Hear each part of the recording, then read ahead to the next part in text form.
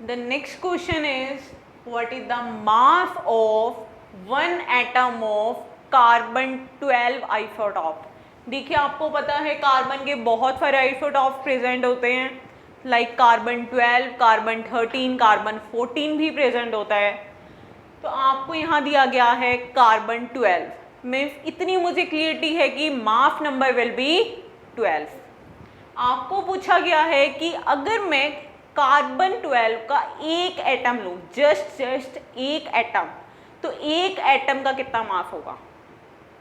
तो देखिए स्टूडेंट्स, हमने जब मोल कॉन्सेप्ट को स्टडी किया था, एक ट्रिक हमने यूज की थी कि 1 मोल आपका किसके इक्वल होता है? एटॉमिक मास ऑफ एलिमेंट, और वो फर्दर किसके इक्वल होता है? Avogadro number of atoms, ions and molecules. So like maths में आप करते हैं A equal to B and B equal to C, उसी तरीके से आपके तीनों क्या होते हैं? इक्वल होंगे, मीन्स A भी आपका क्या होगा? C के इक्वल होगा।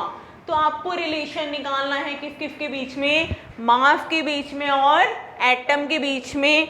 तो मैं यहाँ पर इसको रब कर सकती हूँ, जो मुझे रिलेशन यूज करना है मैं वही यूज करूँगी यहाँ पे। तो एटॉमिक मास किसकी इक्वल है? Avogadro number of atoms. तो ये एवोगैड्रो नंबर की वैल्यू क्या रहती है? 6.02 × 10⁻23। ये तो आपके एवोगैड्रो नंबर की वैल्यू ये रहेगी 6.022 × 10⁻23। ये क्वेश्चन आपका 1 मार्क्स में MCQ की फॉर्म में पूछा जाता है। आपको डिफरेंट वैल्यूज दे दी जाती है, आपने नोट करना है कि जो 10 की पावर है वो पॉजिटिव में है, दैट इज 10 की पावर 23, 10⁻23।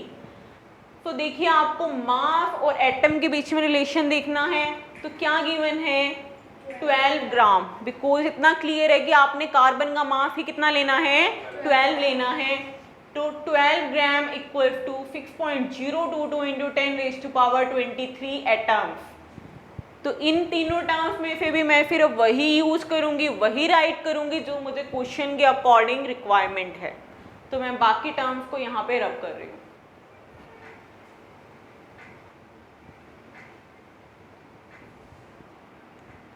तो अब 12 ग्राम में इतने एटम्स हैं।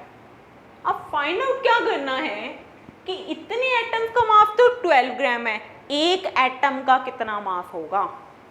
क्या निकालना है आपको? जस्ट आपको कैलकुलेट करना है what is the mass of 1 atom. तो हम लगाएंगे यहाँ पर यूनिटरी मेथड। तो देखिए स्टूडेंट्स, अगर मुझे मास निकालना है कितने का? 1 एटम का, तो यहाँ पे हम राइट करेंगे mass of 1 atom will be 12 के डिवाइड में आपकी कंप्लीट टर्म आ जाएगी, that is 6.022 × 10⁻23। So the answer will be 1.99 into 10⁻23 grams. So this is the final answer, that is the mass of 1 atom of carbon 12 isotope. If you are given carbon 13 और carbon 14, आप 12 की जगह क्या put करेंगे? यहाँ पे आप मास की वैल्यू पुट करेंगे 13 and 14 ग्राम।